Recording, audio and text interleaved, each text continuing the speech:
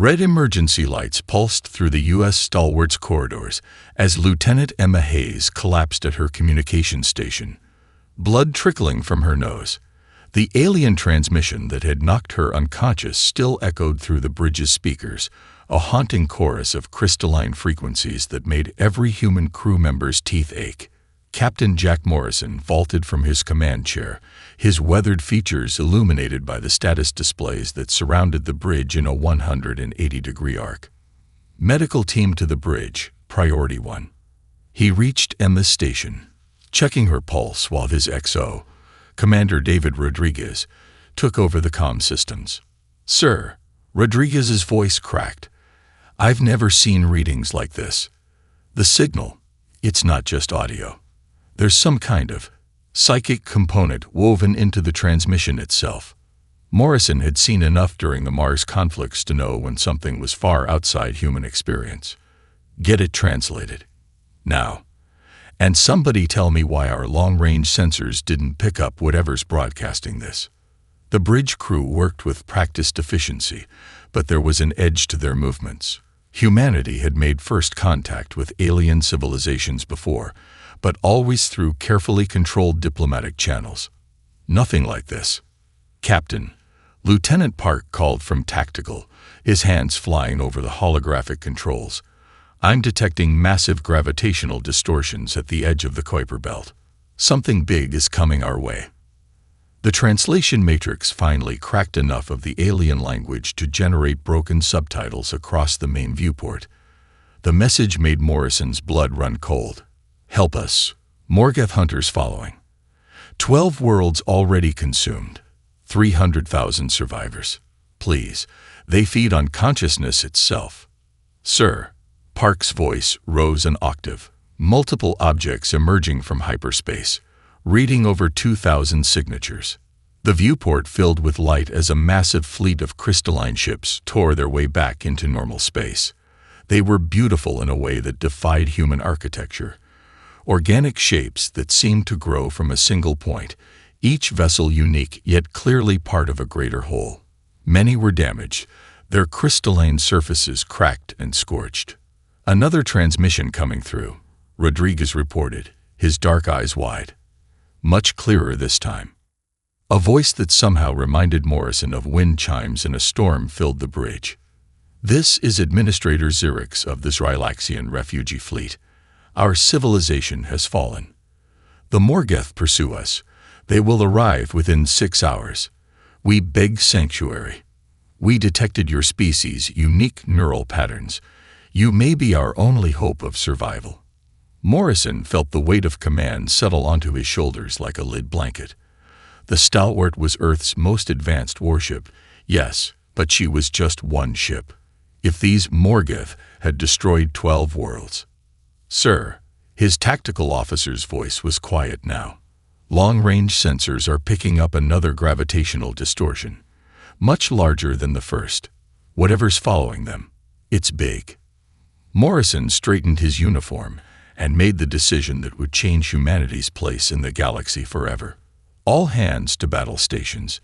Begin emergency docking procedures with any refugee ship that can't maintain faster than light speed. Tactical, plot us a course into the asteroid belt. We're going to need every advantage we can get. And someone wake up Admiral Chen at command. Tell her," he allowed himself a grim smile, "tell her that humanity just got volunteered to be the galaxy's guard dog." As klaxons blared and his crew rushed to prepare for battle, Morrison stared at the damaged refugee fleet. He'd seen that look before, in the eyes of civilians during the Mars conflicts. The look of people who had lost everything except hope itself. "Mr. Rodriguez, send a message to the administrator. Tell them Earth accepts their request for sanctuary." He paused, then added, "And tell them that the Morgoth are about to learn why you should never back a human into a corner." The Stalwart's engines flared to life, and humanity's first war against an alien aggressor began. The docking procedure was unlike anything in Earth's naval history. The Stalwart's crew watched in awe as crystalline vessels merged with their hull, their transparent structures flowing like liquid glass until they formed perfect seals. Emergency teams stood ready at every junction, nobody certain what they'd find on the other side. "Remember," Morrison's voice echoed through the ship-wide comm, "these people just lost their entire civilization. Show them why humanity deserves their trust." The first airlock cycled open with a hiss of equalizing pressure. Light flooded the corridor, not reflected, but emanating from the beings themselves. The Zrylaxians were bipedal, roughly human-sized, but their bodies were composed of translucent crystalline structures that pulsed with internal light in complex patterns. Dr. Sarah Wells, the ship's xenobiologist, stepped forward with a universal translator. The device sparked and died the moment the first Zrylaxian attempted to communicate. Their light patterns increased in intensity, creating ghostly auroras throughout the corridor. "Their language," Wells breathed, "it's not just sound or light, it's both simultaneously. The patterns create harmonic frequencies that carry psychic impressions. That's why Lieutenant Hayes collapsed on the bridge." Morrison watched as his crew scrambled to adapt.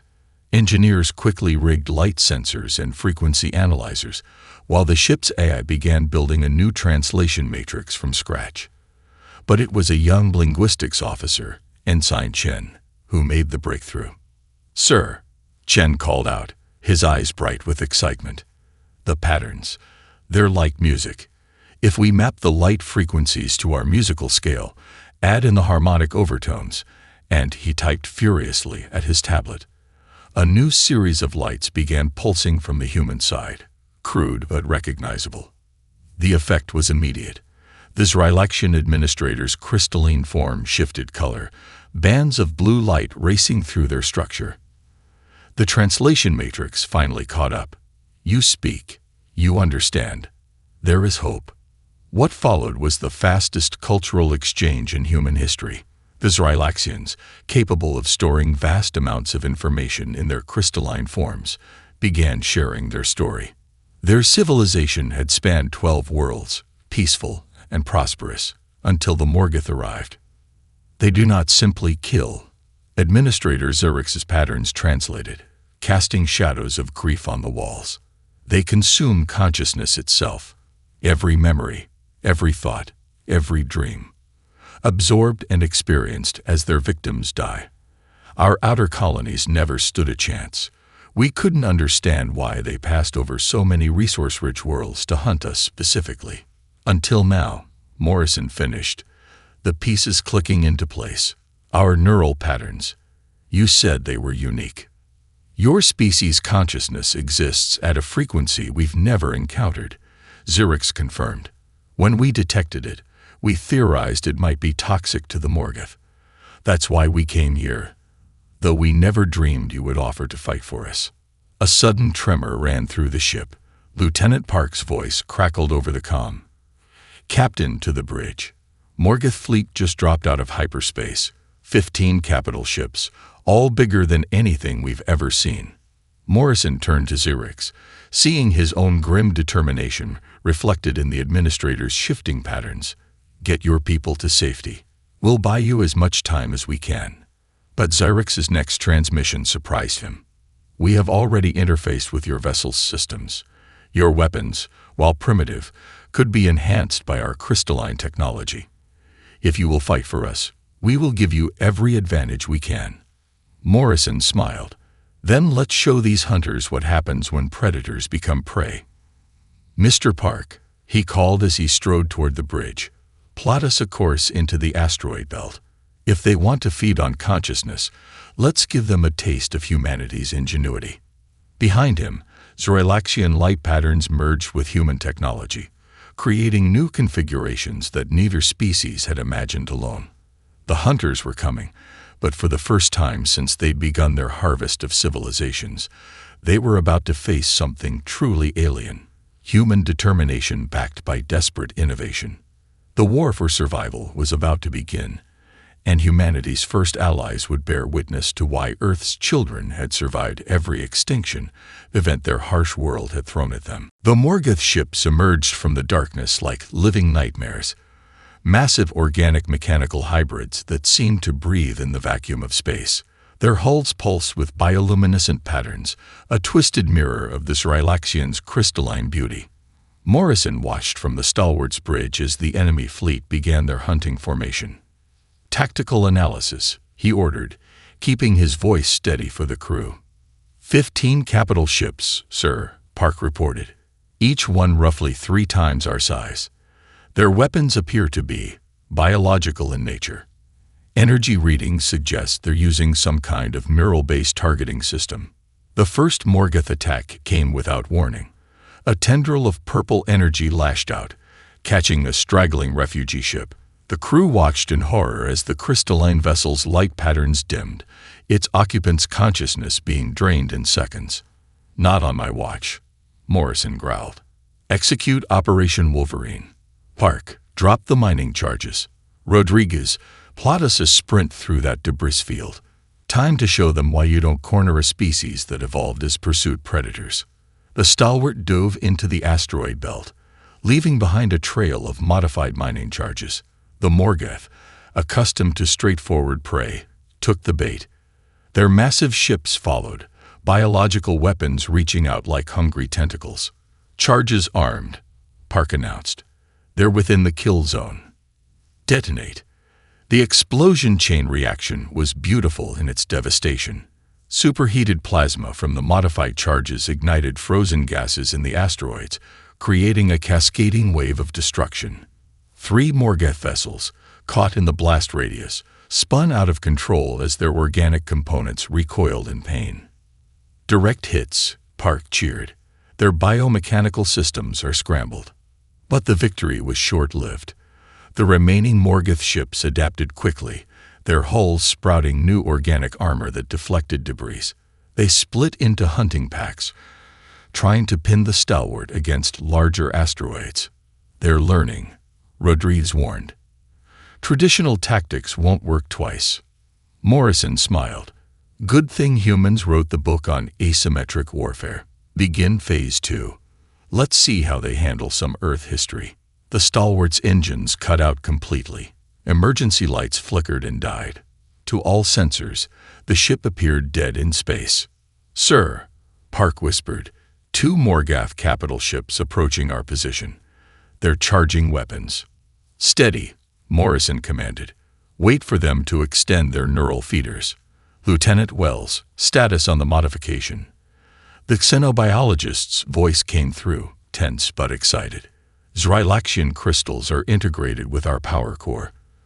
The moment they try to feed, they'll get a taste of unshielded human consciousness amplified about 1,000 times." The Morgoth ships loomed closer, their organic sensors probing the seemingly dead vessel. Neural feeders extended, seeking their prey. "Now," Morrison ordered. The Stalwart roared to life, its human crew's neural patterns broadcast through Zrylaxian crystals at point-blank range. The effect was instantaneous. The Morgoth ships recoiled, their biological components convulsing as they were overwhelmed by the fierce, chaotic energy of human consciousness. "Full power to weapons," Morrison commanded. "Target their exposed sensory organs." The Stalwart's enhanced weapons, now infused with crystalline technology, struck with surgical precision. Both Morgoth ships exploded in a shower of organic debris and mechanical shrapnel. 5 down, Morrison announced, allowing himself a moment of satisfaction. 10 to go. And now they know we can hurt them. But the remaining Morgoth had already adapted again. Their ships clustered together, forming a living wall of biomechanical horror. New weapons began to grow from their hulls. Weapons specifically designed to target the Stalwart's hybrid systems. "Multiple incoming signatures," Park reported, his voice cracking. "They're launching some kind of biological missiles." Morrison gripped his command chair as the first impacts rocked the ship. Warning lights flashed across every console. The real battle was just beginning. And humanity's first interstellar war would be won or lost in the next few hours. "All hands, brace for combat maneuvers," he ordered. "Time to show these hunters why Earth's history is written in the blood of anyone who thought we'd be easy prey." Multiple hull breaches on decks 3 through 7. Rodriguez shouted over the klaxons. "The Morgoth biomissiles are. They're eating through our armor." The Stalwart shuddered as another volley of biological weapons impacted. Through the main viewport, Morrison watched as the organic projectiles literally burrowed into his ship's hull, their acid-like secretions dissolving metal on contact. "Engineering, talk to me," Morrison demanded. Chief Engineer Maya Patel's voice crackled through the damaged comm system. "Sir, conventional repairs are impossible while those things are still active." But she hesitated. "I have a crazy idea. Remember what Dr. Wells said about human neural patterns?" "Make it happen," Morrison ordered, trusting his crew's innovation. "Tactical, keep those bastards busy." The next few minutes were chaos. While Patel's engineering team worked, the stalwart performed maneuvers that would have torn apart a lesser vessel. They used the asteroid belt like an urban combat zone, raking line of sight, setting up ambushes, and constantly denying the Morgoth a clean shot. "Ready, Captain," Patil announced. "We've rigged the internal sensors to broadcast human brainwave patterns through the hull. The moment those biomissiles touch us..." The next Morgoth volley proved her theory. As the biological weapons made contact with the hull, they spasmed and died, overloaded by the toxic to them human neural energy. "That's one problem solved," Morrison said. "Now for the counterattack. Ensign Chen, you have an idea." The young linguistics officer had been studying the Zrylaxian refugees' light patterns. "Yes, sir. Their crystalline structures don't just communicate. They refract and amplify energy. If we modify our weapons..." "Do it," Morrison ordered. "Park, get our Zrylaxian guests to help. Make it quick." The next few minutes demonstrated why humanity had survived every catastrophe Earth had thrown at them. The entire crew worked in perfect sync, innovating in real time. Engineers rewired weapon systems, while Zrylaxian refugees helped modify the crystalline technology they'd integrated earlier. "Sir," Park's excitement was palpable. "New weapons configuration ready. The refugee ships, they've arranged themselves in a precise pattern around us. They're going to act as amplifiers." Morrison allowed himself a grim smile. "Target the nearest Morgoth vessel. Show them what happens when you force humans to get creative." The stalwart's main weapon fired, a relatively small energy pulse by space combat standards. But as it passed through the formation of crystalline refugee ships, something magnificent happened. Each vessel's structure caught the energy, refined it, and amplified it. By the time the beam reached its target, it had become a lance of pure destruction. The Morgoth ship never stood a chance. The amplified energy burst straight through its biological armor, cooking its organic components from the inside out. The massive vessel died screaming, its neural networks overloaded. Multiple Morgoth ships breaking formation. Rodriguez reported. They're adapting again, growing some kind of reflective armor." But Morrison had seen something else, something that proved humanity's greatest advantage wasn't technology or even neural patterns. It was their ability to think in ways other species couldn't imagine. "Mr. Park," he ordered, "target the asteroids behind the Morgoth fleet. Maximum dispersion." "The asteroids, sir, but their new armor." "Trust me, Dr. Wells, what happens to crystalline structures under extreme temperature changes?" The xenobiologist's eyes widened. "They shatter, sir, violently." "Exactly. Fire." The stalwart's enhanced weapons struck the mineral-rich asteroids. The heat differential caused them to explode into clouds of crystalline shrapnel, bypassing the Morgoth's energy shields completely. 2 more enemy ships fell, their organic components shredded by the improvised attack. But the victory came at a cost. The Morgoth's return fire caught the stalwart's port side, tearing through multiple decks. Emergency bulkheads slammed shut as atmosphere vented into space. "Damage report," Morrison commanded, helping a fallen crew member back to their station. "Port side weapons offline. Hull integrity at 47%. Main reactor." Rodriguez paused. "Sir, we're losing power. We can't take another hit like that." Morrison stared at the remaining Morgoth vessels, his mind racing. They'd bloodied the enemy's nose, but now came the real test. surviving long enough to protect the refugees they'd sworn to defend. "All hands," he announced, "prepare for emergency maneuvers. These hunters are about to learn that humanity is most dangerous when backed into a corner." Smoke filled the Stalwart's bridge as damage control teams fought to contain multiple system failures. The ship's wounded port side leaked atmosphere into space, crystallizing instantly in the void. Warning indicators painted the command center in angry red light. "Main reactor at critical levels," Paddle reported through fits of coughing. "We've lost artificial gravity on decks 5 through 8. Life support is failing." Morrison watched as his crew worked through their pain, burns, and injuries. They'd destroyed 7 Morgath ships, but the cost had been devastating. Options.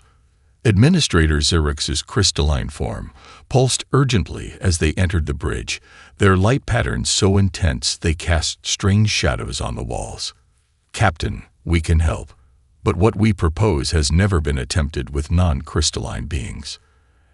At this point, "Administrator," Morrison gestured at his dying ship, "we're open to suggestions. We can interface directly with your ship's systems, merge our consciousness with your technology." But Xerx's patterns flickered with concern. "We would need human minds to complete the circuit. The risk would be worth it to save 300,000 lives," Morrison finished. He stood, addressing his crew. "This is volunteer only. No one will be ordered." "I'm in," Paddle said immediately, stepping forward. "Same," Park added from tactical. Within seconds, every bridge officer had volunteered. Morrison felt a surge of pride. This was humanity at its finest. The process began immediately. Xylaxian medical teams positioned crystalline nodes at key points around the bridge. The humans sat at their stations, each connected to the alien technology through neural interfaces that seemed to grow organically from the crystals. "This will be intense," Xerx warned. "Your consciousness will merge partially with both ship and crystal. Ready?" Morrison took a deep breath. "Do it." The universe exploded behind his eyes. Suddenly, he wasn't just seeing his ship. He was his ship. Every corridor, every system, every crew member became an extension of his awareness. He felt Patel's consciousness merging with engineering, her understanding of the ship's systems expanding exponentially as Xylaxian knowledge flowed through her. Park gasped as weapons and tactical became more than displays. They were now part of his nervous system.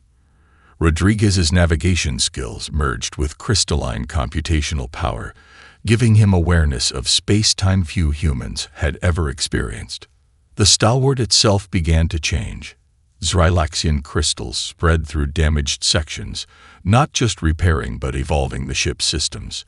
The hull became a hybrid of metal and living crystal, organic technology merging with human engineering in ways that defied conventional physics.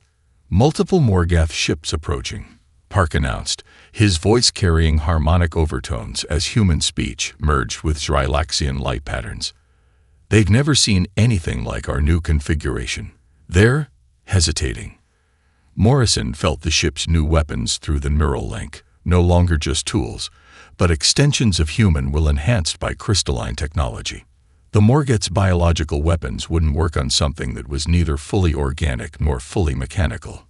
"How long can we maintain this merger?" Morrison asked, his words creating ripples of light through the bridge's crystalline surfaces. "Unknown," Xerx admitted. "Your minds are adapting far faster than we anticipated. Humans possess a unique neural plasticity that..." The ship shuddered as Morgath weapons fire tested their new defenses. But instead of causing damage, the attack was absorbed by the crystalline hull sections. Redirected, refined. "Return fire," Morrison ordered, and felt the satisfaction through the neural link as their counterattack devastated another Morgath vessel. The enemy ships reeled, their biological components registering confusion at facing something that existed outside their understanding of prey and predator. But the hybrid systems were taking their toll. Morrison felt the strain through the neural link. Human minds were never meant to process this much input. Blood trickled from Park's nose, and Rodriguez's hands shook as he fought to maintain control. "We need to end this quick," Morrison thought spoke through the ship's systems, "before the merger burns out our minds." The remaining Morgoth ships regrouped, their organic hulls pulsing with lethal purpose. The real test was about to begin, and humanity's consciousness hung in the balance. "All hands," Morrison commanded, his words creating cascading patterns of light throughout the ship. "Prepare for our final attack. Let's show these hunters what happens when humanity and its allies fight as one." The hybrid stalwart moved like nothing ever seen in space combat. Crystal-reinforced hull plates shifted and flowed, adapting to each attack as Morrison directed the ship through pure thought. Every crew member's consciousness flowed through the vessel's neural network, turning the entire ship into an extension of human will. "They're trying to lock onto our energy signature," Park communicated through the merged consciousness. Blood now flowed freely from his nose, but his mind remained sharp in the tactical network. "Their biological targeting systems can't make sense of what we've become." Through the neural link, Morrison felt an idea forming in Rodriguez's mind. "Sir," the navigator sent, "remember the old submarine warfare tactics? Running silent, using thermal layers." "Do it," Morrison ordered, the command rippling through the crystalline systems. The stalwart's hybrid hull began absorbing all energy emissions. The crystalline sections turned dark, refracting light around them instead of through them. To the Morgoth's biosensors, they simply vanished. "3 enemy ships breaking formation to search for us," Park reported, his thoughts carrying tactical overlays through the shared consciousness. "They're switching to some kind of organic sonar." Morrison smiled, feeling the predatory satisfaction echo through the crew's linked minds. "Time for some lessons from Earth's ocean hunters. Patel, show them what happens when you corner something that evolved from ambush predators." The stalwart struck from the asteroid belt's shadows. Their first target never saw them coming. The ship's crystalline weapons had evolved further, combining human inspiration with Zrylaxian precision. The blast didn't just damage the Morgoth vessel, it infected it. Crystalline structures sprouted across its biological hull, turning its own mass against it. Second target acquiring. Park's excitement pulsed through the network. "They're trying to adapt, growing new sensor organs." But humanity's greatest advantage wasn't their weapons or even their hybrid technology.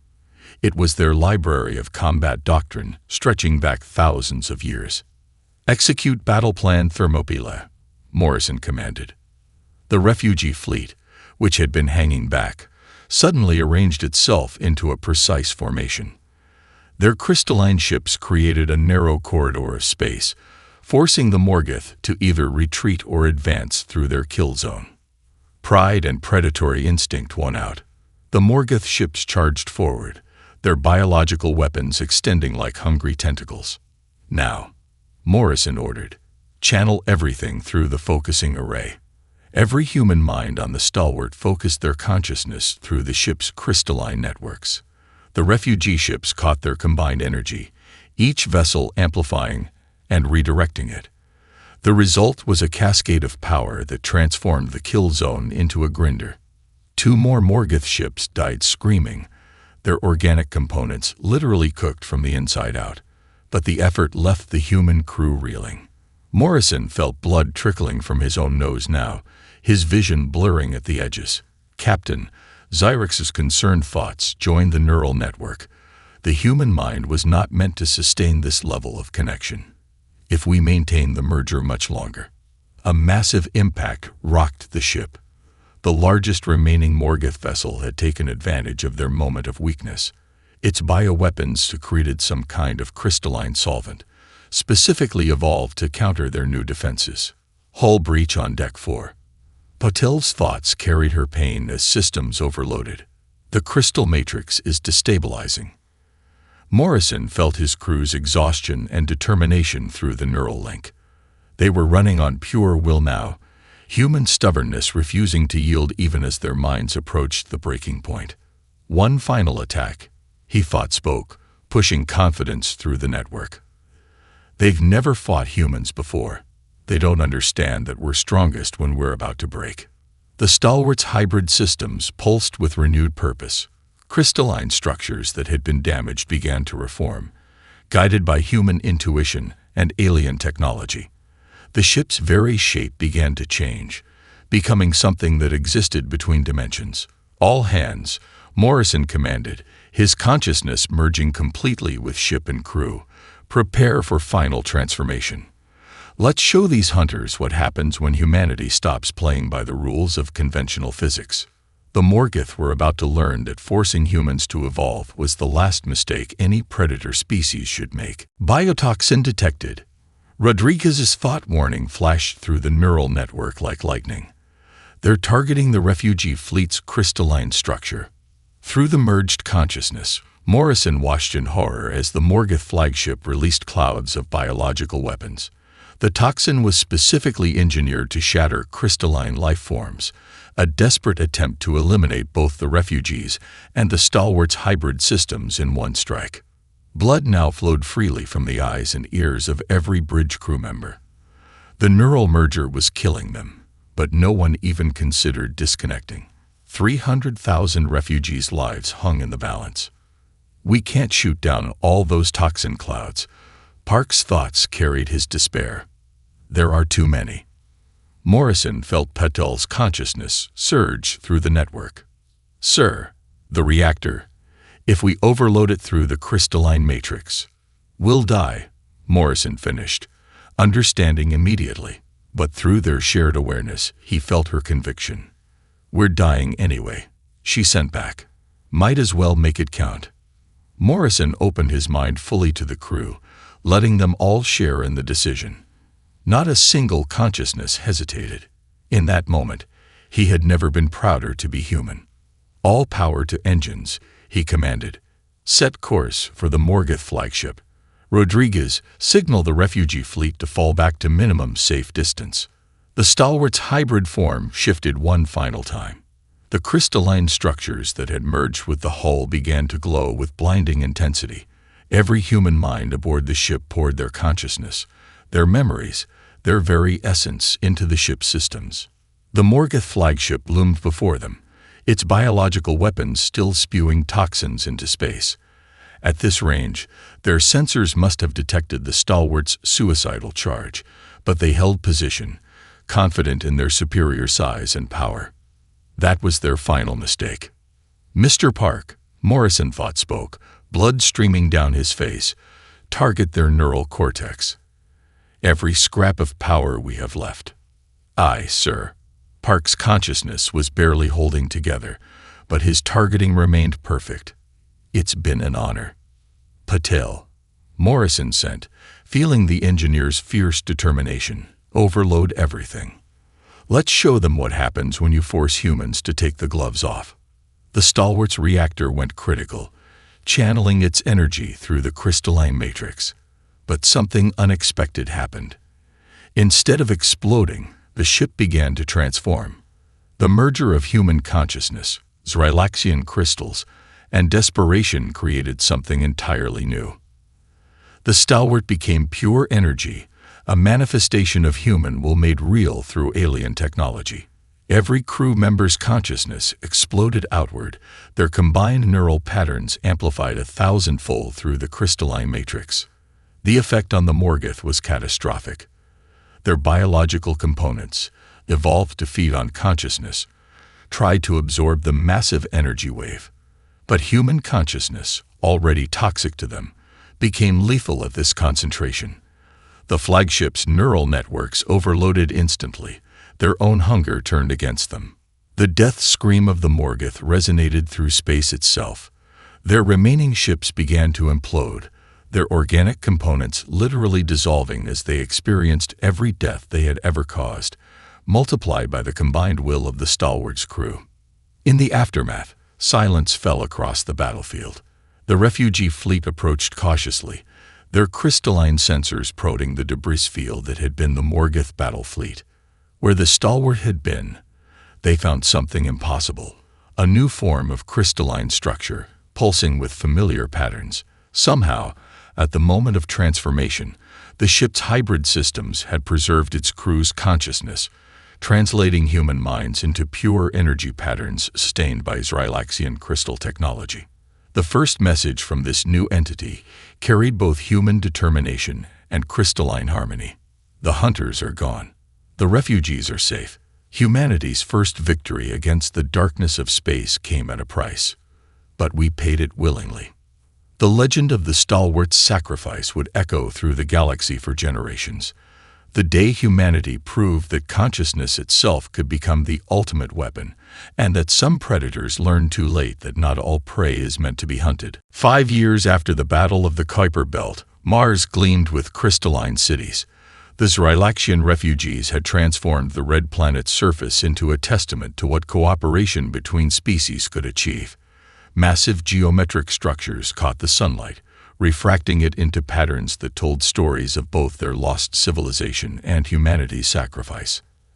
Admiral Chen stood at the observation deck of the New Earth Defense Command, watching the daily light show that the crystalline consciousness of the former stalwart crew performed in orbit around Mars. Their merged form had become a guardian, a living shield that protected the solar system while serving as a bridge between human and Srilaxian culture. "The 10th colony ship is ready for launch," Admiral, her aide reported, handing her a tablet. "The Srilaxians have finished incorporating their crystalline tech into the life support systems." Chen nodded, remembering the day 5 years ago, when she'd received Morrison's final transmission. None of them could have predicted how that desperate battle would transform humanity's place in the galaxy. The detection of the Morgoth threat had forced the various nations of Earth to unite like never before. The knowledge that hostile predator species existed in the darkness between stars had given humanity a common purpose. The Space Force had evolved into something new. Ships now carried hybrid crews, human tactical innovation merged with Srilaxian crystalline technology. "Any word from the deep space probes?" Chen asked, though she already knew the answer. The Morgoth hadn't been seen since the Stalwart's transformation, but everyone knew they weren't the only hunters in the galaxy. "Nothing hostile," her aide confirmed. "But we've detected 3 more refugee fleets heading toward our space. Word has spread. Earth is becoming known as a sanctuary for species fleeing persecution." Chen smiled. Trust humanity to turn from primitive isolation to galactic guardians in less than a decade. The crystalline cities below had become more than just homes for the Srilaxian refugees. They were processing centers for other species seeking protection, schools where humans learned alien technologies, while teaching Earth's combat doctrine to grateful allies. A flash of light drew her attention back to orbit. The stalwart consciousness was performing its daily systems check, its crystalline form shifting through configurations that still defied conventional physics. The merged crew had retained their humanity even in their transformed state, their consciousness now spread across a lattice of living crystal that could extend throughout the solar system. "Play Captain Morrison's final log entry," Chen ordered softly. It had become tradition to listen to it at least once a day, a reminder of the price paid and the lessons learned. The recording sprang to life, Morrison's voice overlaid with harmonics from the crystalline transformation. "To those who follow after us, remember this day not as a tragedy, but as an evolution. We discovered that humanity's greatest strength isn't our technology or our weapons or even our determination. It's our ability to look at those different from us and see not aliens to fear, but allies worth dying for." The Morgoth thought they were the ultimate predators, but they never understood that true strength comes not from hunting the weak, but from protecting them. Earth is no longer just our home. It's a beacon for all those who need shelter from the darkness between stars. Guard it well. Chen turned as a new alert sounded. The daily refugee processing numbers were coming in. 3,000 new arrivals, 7 different species, each one bringing their own technology, their own knowledge, their own ways of looking at the universe. Earth's universities were overflowing with alien students eager to learn human military history, while teaching humanity about the wonders and threats that waited among the stars. "Send word to the stalwart consciousness," she ordered. "Ask them to prepare for another demonstration of hybrid tactics for our new allies, and schedule a meeting with the Srilaxian administrators. If we're going to be the galaxy's guardians, we need to expand our defense grid. As she watched Earth's first line of defense shimmer in orbit, Chen couldn't help but smile. The hunters had meant to find easy prey in Earth's system. Instead, they had created something unprecedented. A world where the hunted and the defenders had become one, and where humanity's first instinct to protect had transformed them into something greater than they had ever imagined. The legacy of the stalwart lived on, not just in memory, but in every new species that found sanctuary in the shadow of Earth's crystalline shield.